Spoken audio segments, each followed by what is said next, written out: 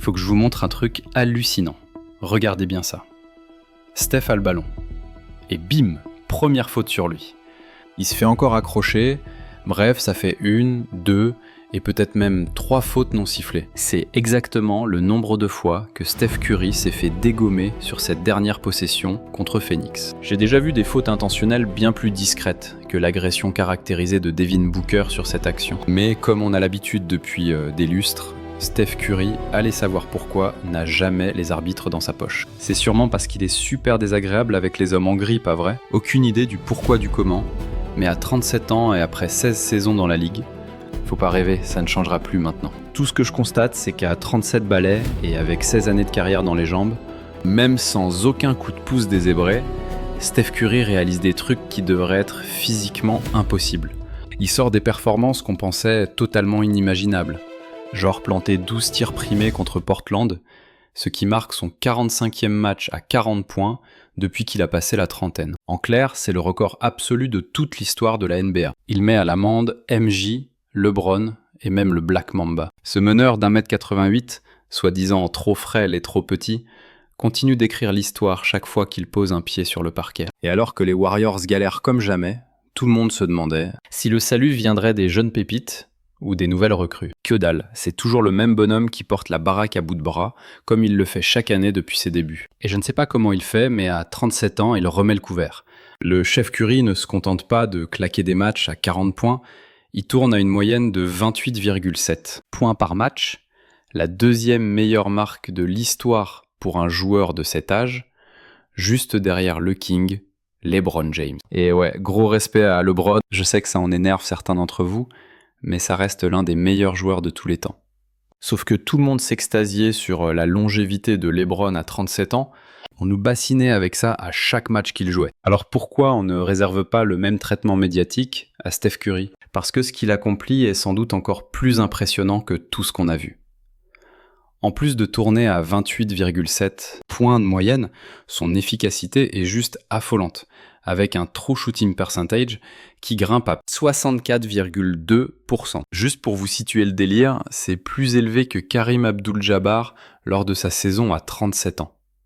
Kevin Durant, LeBron, est largement au-dessus de légendes comme Kobe ou Dirk, et quasiment tous ceux qui ont joué de vraies minutes à cet âge-là. Ces gars-là étaient des géants de 2m13, ou des athlètes surhumains comme Kobe et LeBron. Et là, t'as ce meneur de poche qui est plus efficace et plus tranchant que tous ces monstres réunis. Je le répète, faut vraiment pas banaliser ce qu'on est en train de vivre avec lui. La victoire récente contre Orlando est la preuve parfaite qu'il est toujours au sommet de son art. Après une première mi-temps catastrophique, où il a shooté à 3 sur 13, il a porté l'équipe sur ses épaules en seconde période, en explosant avec 18 points, 4 passes décisives et une adresse de 70%. Faut qu'on parle sérieusement. Si vous pariez sur les sites de paris classiques, vous vous faites plumer. Et Polymarket va vous prouver pourquoi. Pendant que les bookmakers taxent vos gains, bloquent vos échanges et vous empêchent de retirer votre argent, quand vous en avez vraiment besoin, Polymarket ne fait rien de tout ça. Par exemple, quand Pat Spencer a rentré ce tir contre Philly et a commencé à dire ces 4 vérités au monde entier, vous auriez pu encaisser vos gains direct ici, au lieu d'attendre la catastrophe inévitable qu'on sentait tous venir vu la saison des Warriors. Imaginez un scénario où les Warriors accusent un retard de 15 points et que les stats ne leur donnent que 15% de chance de survie. Puis soudain, vous voyez l'homme providentiel s'apprêter à faire son entrée sur le parquet. Vous savez pertinemment que cet écart va fondre comme neige au soleil. S'il enchaîne 10 points rapides pour ramener le score à 5 longueurs, tout bascule instantanément. Ses chances de victoire peuvent tripler et vous pourriez encaisser un gain de 200%. Tout ça grâce à une avalanche signée Curry. D'ailleurs, Polymarket vous offre $10 cash, sans le moindre dépôt, simplement en utilisant le code 7man ou en téléchargeant l'appli via le lien en description. Tout a débuté par une circulation de balles exemplaire des Warriors, servie par une passe de Pods. On a beau l'avoir vu 1000 fois, n'importe quel pratiquant de basket vous le dira.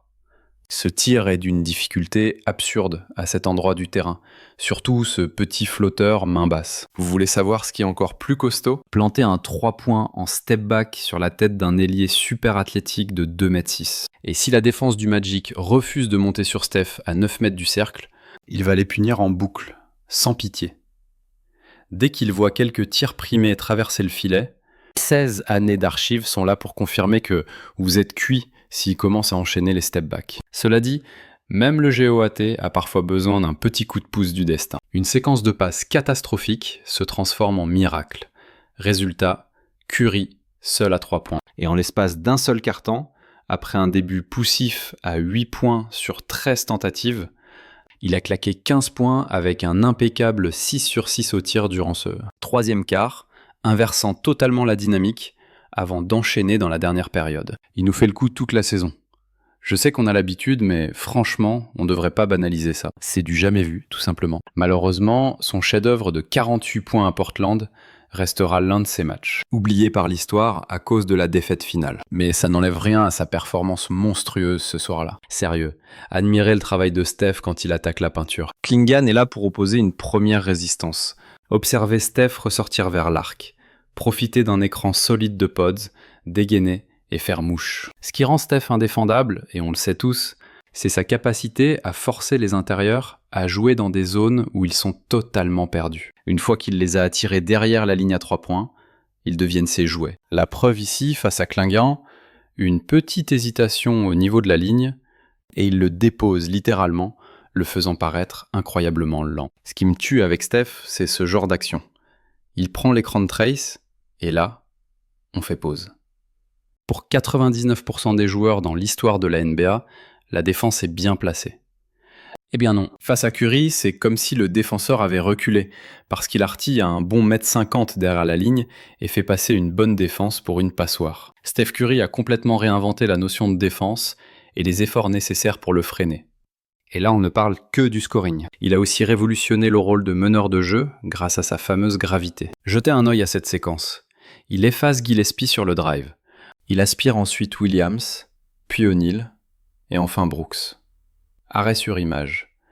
Regardez l'attention défensive focalisée sur Monsieur Curry. Il décale Draymond qui n'a plus qu'à s'engouffrer dans le boulevard pour finir au cercle. Je ne lasserai jamais d'encenser la vision de jeu de Steph. Pour des actions pareilles, où sa simple présence dans la raquette suffit à aimanter toute la défense. 3 défenseurs sur le dos, rien que ça. Il suffit d'un écran pour qu'il attire systématiquement une prise à 2, offrant des boulevards à des gars comme Draymond ou même Jimmy Butler.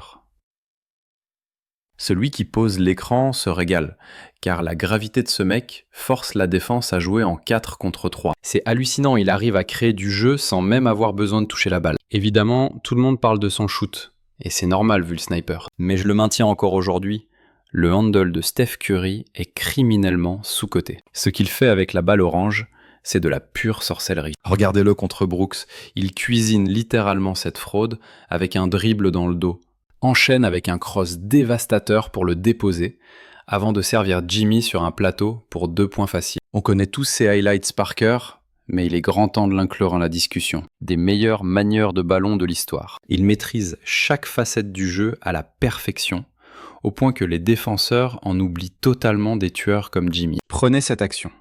C'est la panique totale.